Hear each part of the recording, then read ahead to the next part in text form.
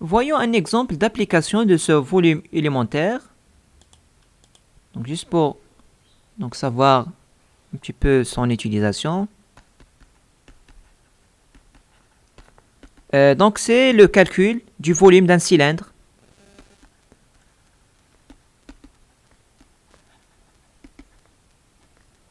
De rayon R, voilà, et de hauteur H.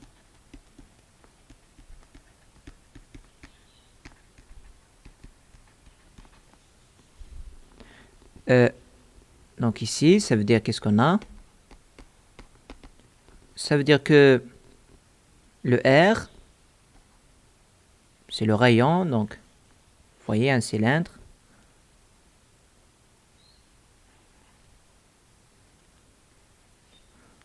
Ça c'est l'axe principal. Vous avez donc un rayon de rayon grand R.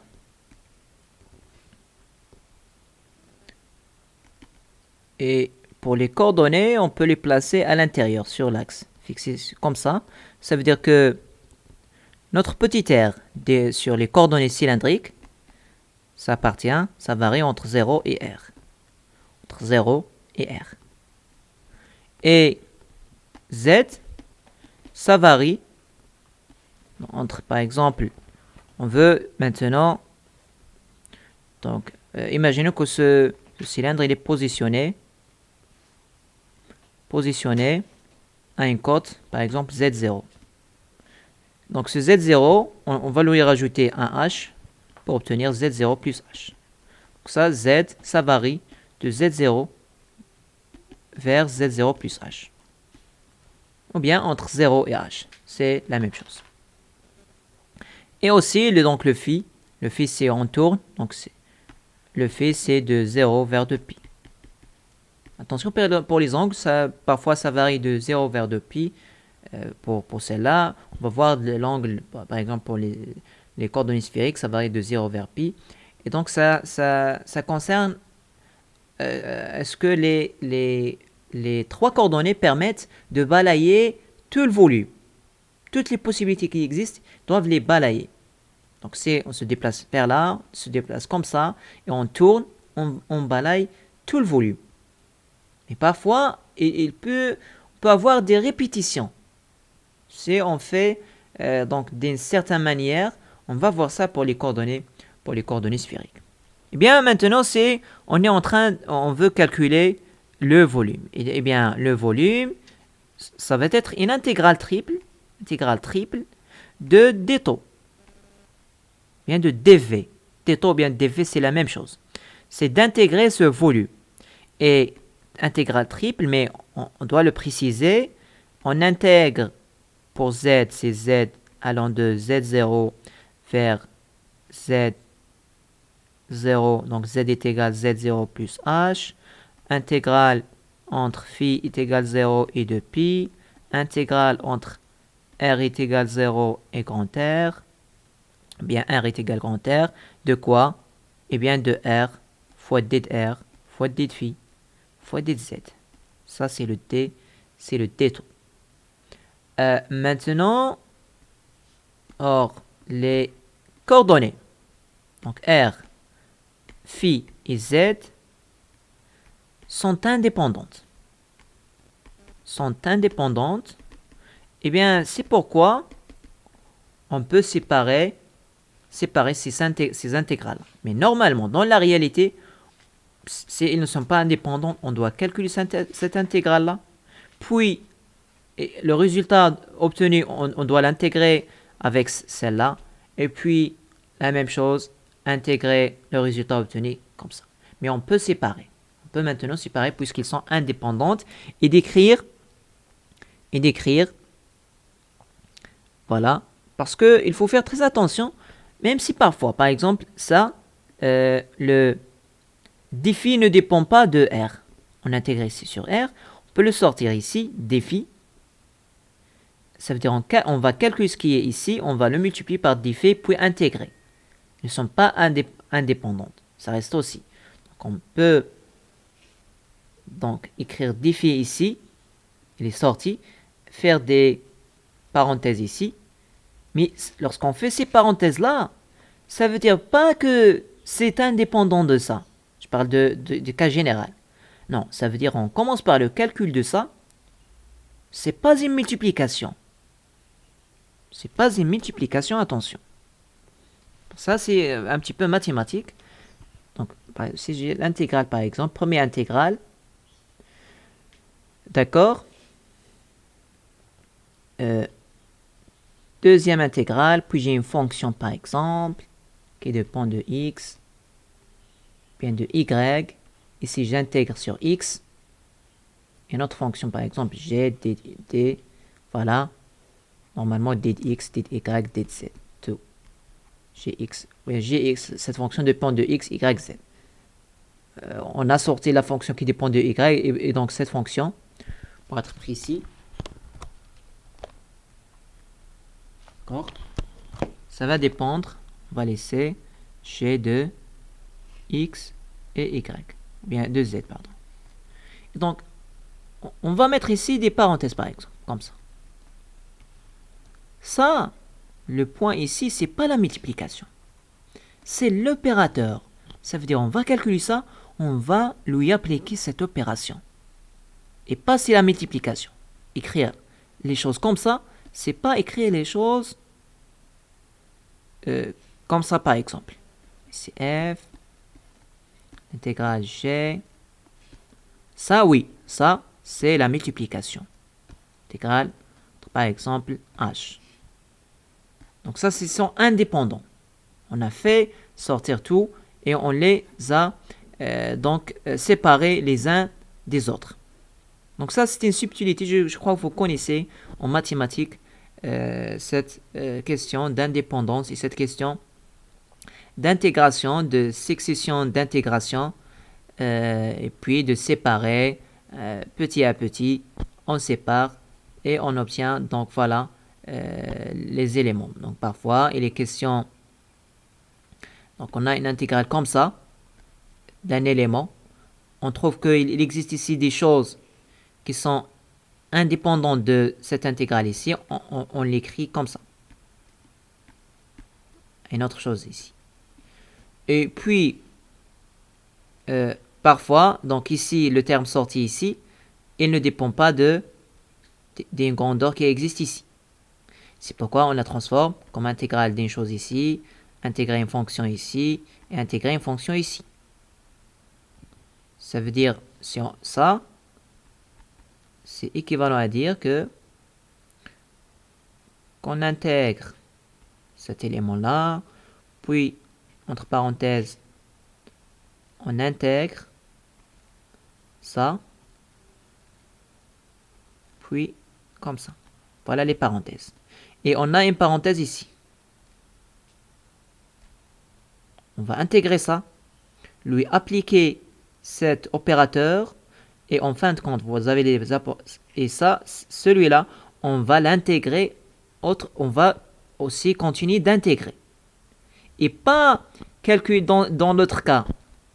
Si vous avez comme ça, vous avez arrivé à ce stade-là, vous trouvez que la variable qui existe là, et la variable qui existe là, et la variable qui existe là, sont indépendantes. Donc vous pouvez passer de là, ou bien passer de là vers là.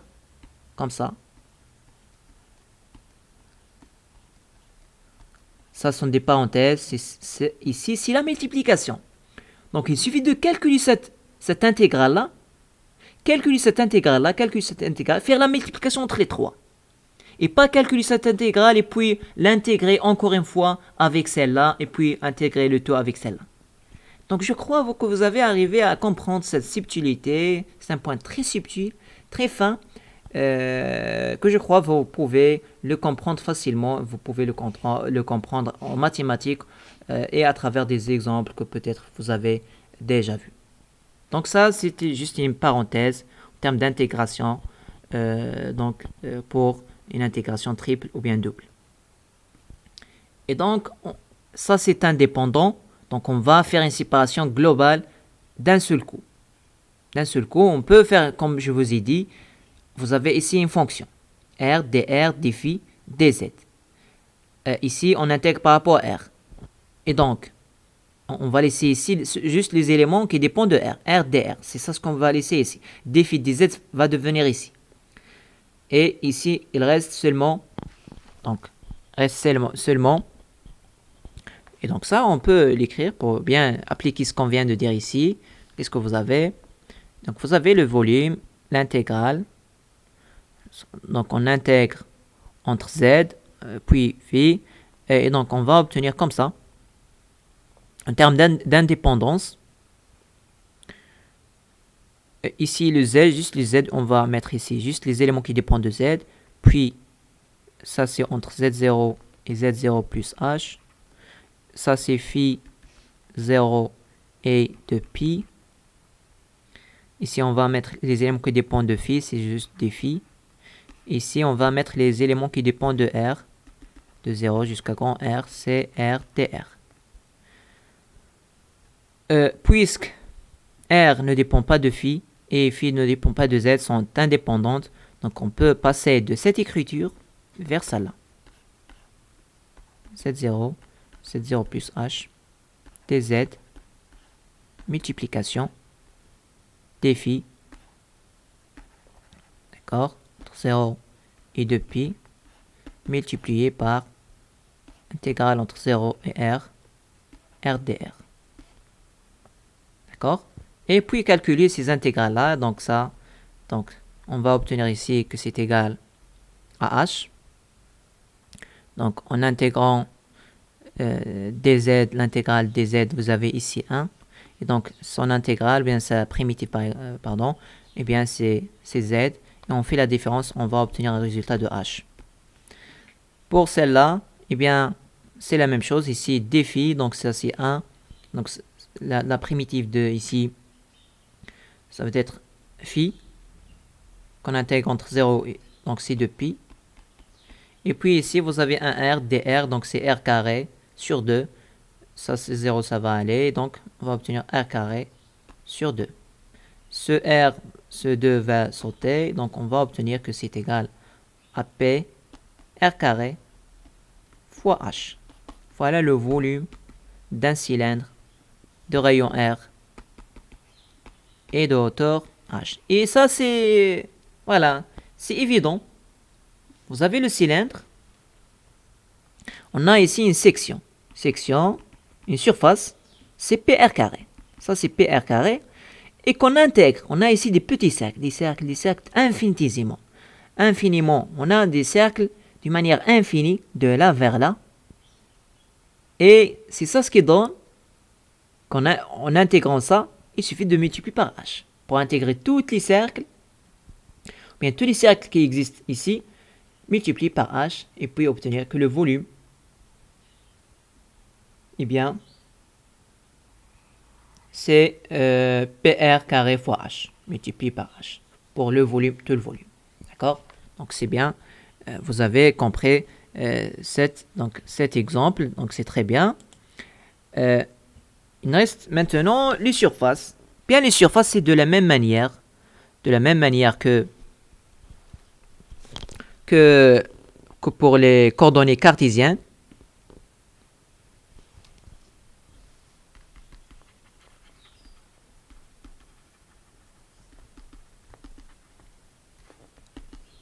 Eh bien, on fixe une coordonnée, on trouve l'autre coordonnée. Par exemple, r est égal constant, donc dr c'est 0, et puis le DOM ça va devenir quoi? DOM ça va devenir, donc ici c'est 0, ici il va nous rester r d de phi, ici dz. Ça, toujours préciser la base, ER, E phi, EZ. Et puis la surface, c'est quoi?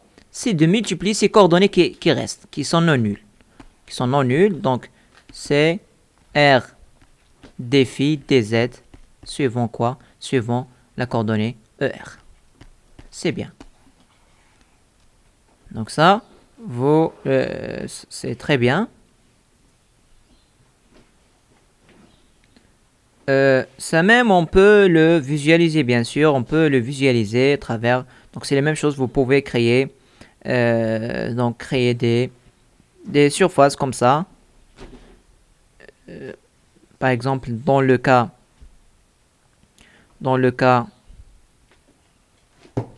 On va voir par exemple, ici le phi, notre point ici, M. Et par exemple, une surface qui est suivant ER. Celle-là, par exemple, on va la représenter. Eh bien, vous avez un déplacement R défi, c'est celui-là. Vous avez un déplacement Z, et donc ça crée une surface. Ça crée une surface. D'accord? Cette surface, elle est suivant ER. Donc le ER, ça sort, c'est comme ça.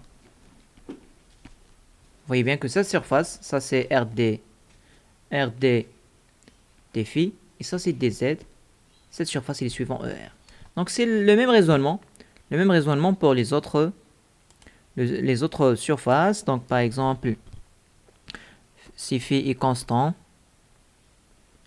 donc le défi, c'est défi il est nul. Donc vous obtenez le DOM, toujours le tiret, on travaille avec DOM toujours.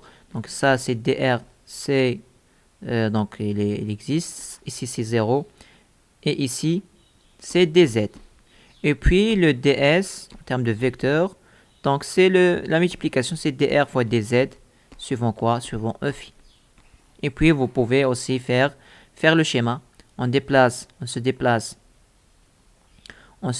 suivant ER, comme ça, et on se déplace suivant EZ.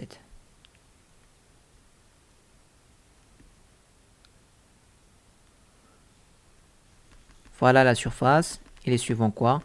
Eh bien, il est suivant E phi. Phi, il est comme ça. Ici, c'est EZ. Ici, c'est ER. De même, pour Z constant, eh bien, DZ est nul. DOM, ça va être 0. Ici, R défi. Ici, DR. On obtient que TS, c'est R, DR défi. Suivant quoi? Suivant EZ. Donc, la même chose, on peut représenter ça. Pour le représenter, donc, les déplacements qu'on a, on a juste le RDR, c'est comme ça. Et on a le défi. Pardon, ça c'est le R défi. Et on a le DR comme ça. Ça, c'est suivant quoi? Suivant. Cette fois, c'est suivant EZ. Voilà. Et donc ça c'est pour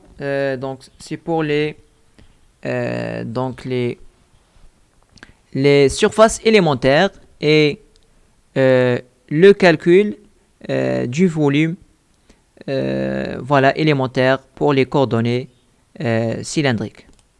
Donc de même, ces surfaces élémentaires ont des applications. Par exemple, on peut les utiliser pour le calculer, par exemple, calculer la surface d'un cylindre. La surface latérale. Attention, la surface latérale.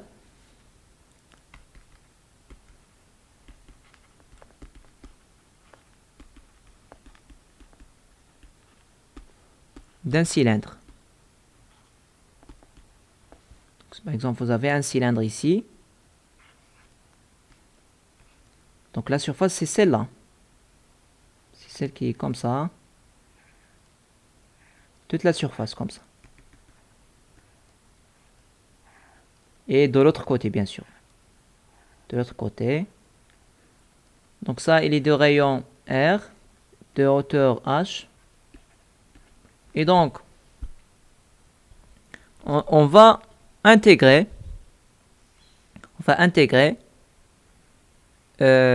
Donc, pour la surface, maintenant, le rayon ne va pas varier parce que qu'est-ce qu'il est fixe?